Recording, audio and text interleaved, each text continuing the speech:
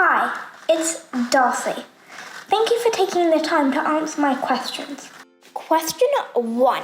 The original Secret Garden features a garden that is brought back to life. Did you aim to draw a parallel between the garden's revival and the concept of rewilding?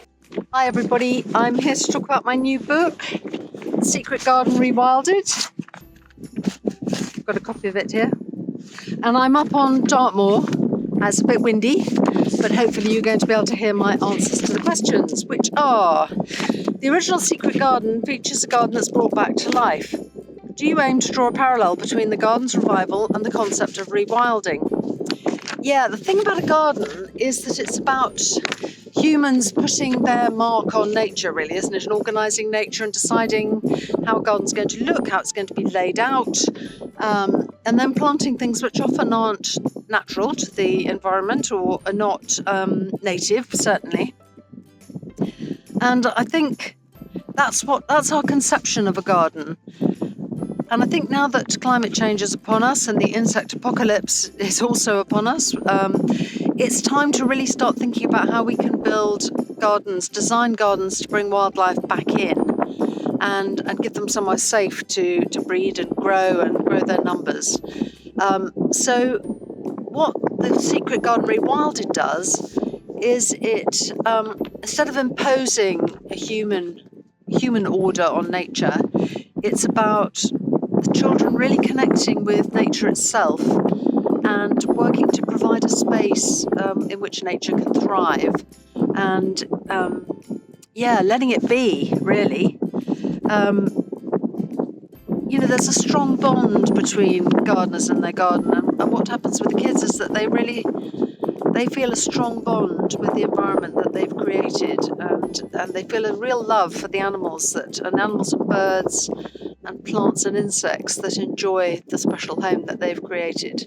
So yeah, it's very important. Question 2. In the book, the characters interact with the changing garden in different ways. How did you portray the characters' connection to the rewilded space? Question 2 is about how the characters interact with the garden and how I develop their characters by showing how they work with the garden. Obviously, Mia comes from a very privileged background and where a lot of money is spent on things looking absolutely top of the range and ordered. And part of that, that's partly why her parents have got plastic grass on instead of real grass, because it looks immaculate all the time. And she has to sort of learn that some things are better left wild and some things are more beautiful left wild. And when she first finds the garden, she wants to restore it to the sort of Italianate formality that she gets a hint of in terms, when she finds a statue, etc. It reminds her of gardens that she's seen on holiday in and she really learns that if it's to be a space that suits nature, she's got to let go of all those things. And I think her learning to love and to nurture the creatures around her begins to heal her sort of emptiness that's part of her old life in London. And also, she stops being dependent on social media and on her phone. Her phone is a useful thing because she's able to watch the camera, what the camera's showing her at night. But it's no longer the be-all and end-all of her life. And obviously for Christopher, it's about embracing life and fresh air and feeling confident and happy and stronger and glad to be out and really living life. And Daniel he is a creature of nature. He feels happiest with animals. He feels more at home in nature. And he just is, just the way nature just is. That's what Daniel's like. And I think that's something that Mia really envies, that sense that he's got, that he doesn't have anything to prove. He is who he is. He belongs. He feels secure. He knows a lot. And he's a real creature of nature. Question 3. How do you hope your book inspires readers to think differently about gardens and the natural world? Do I hope that my book will inspire children to be to want to spend more time in nature? Well, I hope so, and I hope it encourages them to look at the way nature finds a way to survive in some of the most hostile conditions. So perhaps they'll stop to have a look at the little dandelion that pushes its way up between the paving stone, or pause to listen to a bird singing in a hedge when they can't actually see it. Just stop and listen to it, and to really appreciate that we share this planet with animals and plants and insects, and we're all connected somehow, and we need a diverse nature. We need real biodiversity in nature for us to survive as a species too.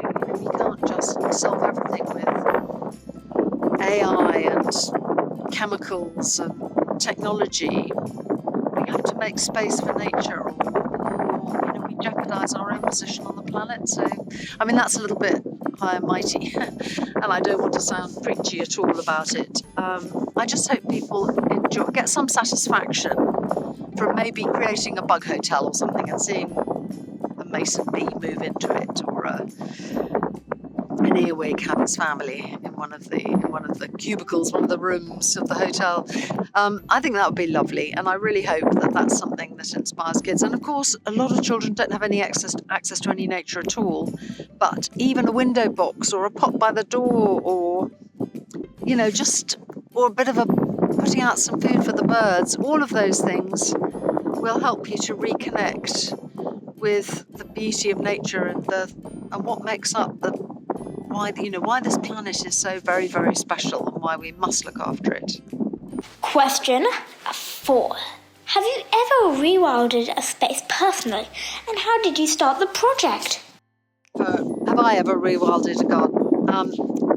I've moved quite a lot for all sorts of reasons, and in every garden I've tried to have sort of wild spaces where insects and nature can thrive generally, and so I've always done that thing of cutting a path through the grass instead of mowing it all, which is not only looks rather special and is very good for nature, but super lazy too, so that's good. But it's a really good idea. No mow May is very important. I would go no May June, no May July as well, to give butterflies and insects a real chance. So in my current garden, which is very tiny and a town garden, I've planted it with bee-friendly plants in lots of purples and things. That's a colour they particularly like, and I've got sort of hidey hole places for bees and for slow worms. I've got quite a big family of slow worms actually, and they're absolutely adorable. They've got the most beautiful little faces. People look at them and think, oh my god, it's a snake, and freak out, but actually they're just really lovely little lizards, and they've got pretty little faces and bright eyes and flicky tongues, and I absolutely adore them, and they're a beautiful colour. So yes, I think it's important to have a space for wildlife. And my last question is, what challenges did you face in reimagining this classic story for a modern audience? The character of Christopher, Colin in the novel has, I don't know, what, TB maybe? He's certainly bedbound. His father is panic-stricken. He's going to be a hunchback. He's worried about becoming a hunchback. You get the feeling that he's being indulged in his illness, and I thought it was important to find something that was genuinely a condition that would make a child feel very anxious, especially in the context of COVID, when there's so much worry about getting an infection when you're recovering from major surgery, which Christopher has just had. But also, back in the day, a child with that sort of condition would have been made to rest a lot and not exercise and not get out of breath or anything. Whereas modern thinking on treating those conditions or recovering rehab from those conditions is that fresh air is very good for children. So it was genuinely the case that getting out and enjoying being out and about and running around and getting fit was all part of his rehab, and a very important part of it too. So it wasn't kind of preachy, saying man up and get out there and get over it. It was really genuinely good for him, and he certainly he of life because he's been so threatened by death. And now he's sort of just freed from all of that. And his gaze has turned outward and his life has become outdoors. And that's really, really positive and really exciting. And I hope that works well. Thank you for taking the time to answer my questions. The idea behind this book has really captured my imagination. Anyway, I really hope you enjoyed the book. It's not all about plants and gardening. It's also it's got ponies and owls and adventures on the moor and a bit of danger. And I just think I hope you think too, that it's just a bit of an adventure in nature. So enjoy it. Bye.